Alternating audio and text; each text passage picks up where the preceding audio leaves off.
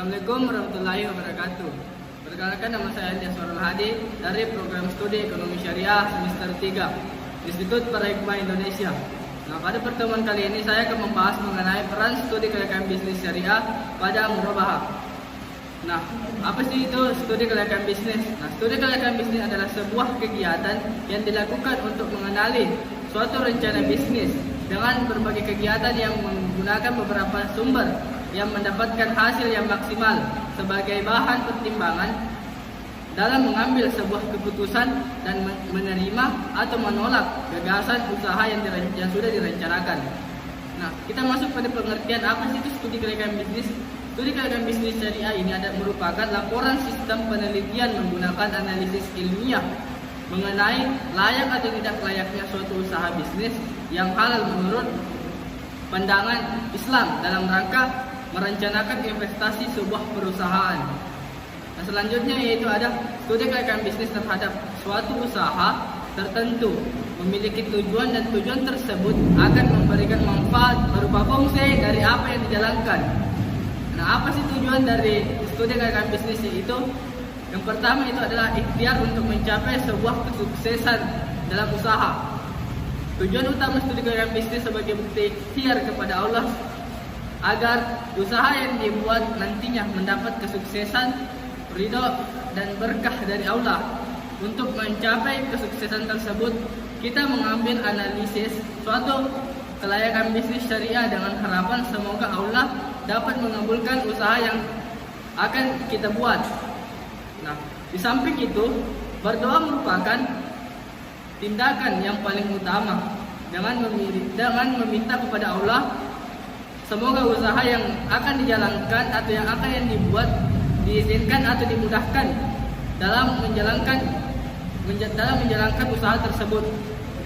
Nah, selanjutnya ada namanya menganalisis resiko.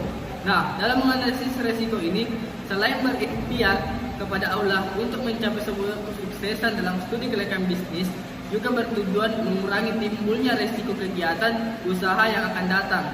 Nah, setiap usaha mempunyai sebuah resiko, terutama dalam kerugian dari usaha tersebut. Nah, kondisi ini disebabkan karena adanya menentukan keadilan masa yang akan datang. Terus ada aspek hukum yang digunakan untuk meneliti kelengkapan dalam sebuah usaha atau kesempurnaan dan keaslian dokumen yang dimiliki melalui dari badan usaha, izin-izin dengan dokumen lainnya. Terus ada yang namanya resiko perbankan syariah. Nah, setiap usaha itu memiliki resiko tersendiri. Nah, saya mengambil contoh dari resiko perbankan syariah. Yang pertama itu adalah risk is the chance of loss, atau risiko adalah kans kerugian. Yang kedua adalah risk and the possibility of loss, atau risiko adalah kemungkinan kerugian. Nah, yang ketiga adalah risk and uncertainty, atau risiko ketidakpastian. Nah, selanjutnya itu adalah risiko yang terdapat dalam pembiayaan murabahah dalam jangka waktu yang panjang, menimbulkan risiko tidak bersaingnya bagi hasil kepada dana pihak ketiga. Nah, ini menurut Adi Warman Akarim tahun 2014. Nah, risiko ini timbul karena yang pertama itu kenaikan DCRM atau Direct Competitors Market Rate.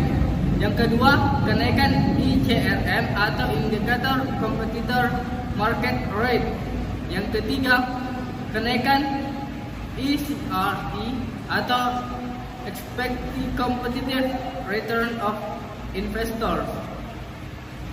Nah, selanjutnya itu adalah pembiayaan murabahah. Nah, pembiayaan murabahah ini ada undang-undangnya. Nah, menurut Undang-Undang Nomor 10 Tahun 1998 ini tentang perbankan menyatakan bahwa pembiayaan adalah penyediaan uang atau kegiatan atau tagihan yang dapat dipersamakan dengan itu berdasarkan persetujuan atau kesepakatan antara bank dan pihak lain yang dibiayai untuk mengembalikan uang atau tagihan tersebut setelah jangka waktu tertentu dengan imbalan atau bagi hasil. Di dalam perbankan syariah, pembiayaan yang diberikan kepada pihak pengguna dana berdasarkan pada prinsip syariah, aturan yang digunakan yaitu sesuai dengan hukum Islam. Nah, kemudian itu dijelaskan lagi dalam undang-undang yang lain, itu dalam Undang-Undang Nomor 21 Tahun 2018. Itu tentang perbankan syariah pasal 1 poin kelima. Ini menjelaskan yang pertama itu transaksi bagi hasil dalam bentuk murabahah dan musyarakah. Yang kedua itu transaksi sewa menyewa dalam bentuk ijarah, dan masih banyak lainnya. Nah, mungkin hanya itu yang sempat saya jelaskan. Kurang dan lebihnya mohon dimaafkan mengenai studi kelayakan bisnis syariah pada pembiayaan murabahah. Saya kira dengan ucapan wassalamualaikum warahmatullahi wabarakatuh.